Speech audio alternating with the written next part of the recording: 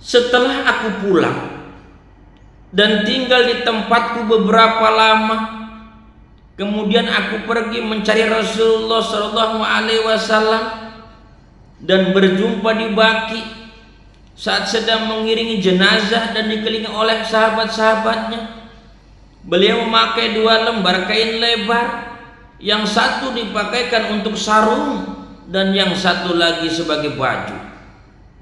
Aku mengucapkan salam kepada beliau, kemudian menyejajarkan tubuhku di dekat beliau untuk melihat bagian atas punggungnya.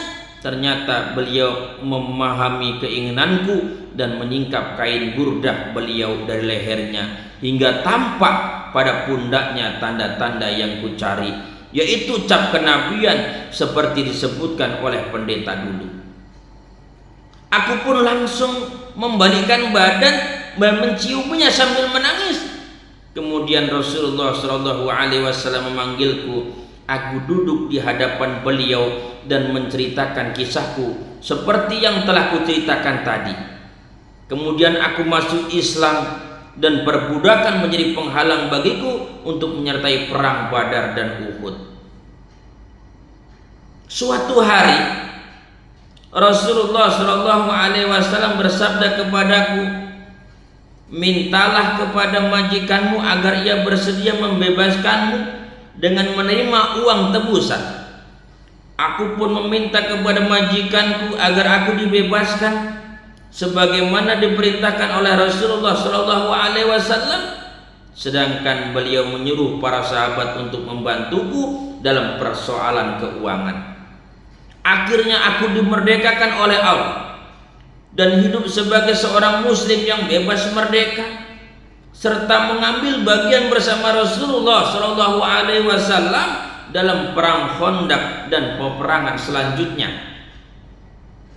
Dengan kalimat-kalimat yang jelas dan menyejukkan, Salman menceritakan kepada kita upaya dan perjuangan suci nan mulia dan agung untuk mencari hakikat keagamaan yang akhirnya dapat sampai kepada agama Allah Ta'ala dan menjadi jalan hidup terakhir yang harus ditempuhnya.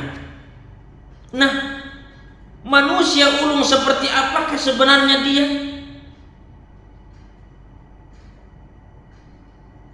Keistimewaan apakah yang mampu mengangkat jiwanya yang agung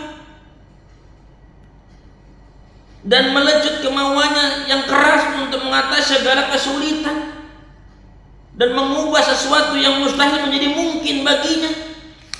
Kehausan dan kecintaan terhadap kebenaran seperti apakah yang telah menyebabkan Salman rela meninggalkan kampung halaman seperti harta benda dan segala macam kesenangannya?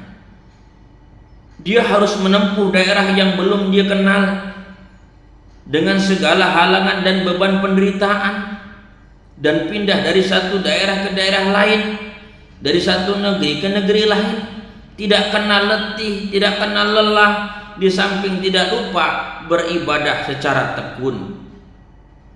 Pandangannya yang tajam selalu memperhatikan hikmah yang ada pada manusia, kehidupan dan jalan hidup mereka yang berbeda, namun tujuannya yang utama tidak pernah menyimpang dari semula, yang tiada lain adalah mencari kebenaran.